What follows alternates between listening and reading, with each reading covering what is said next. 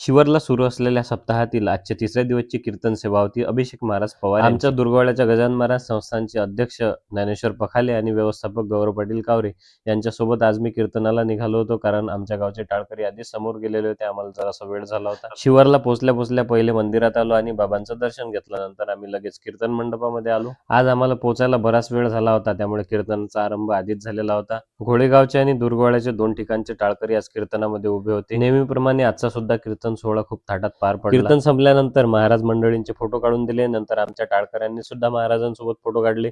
नंतर आलो आम्ही प्रसाद घेण्याकरता.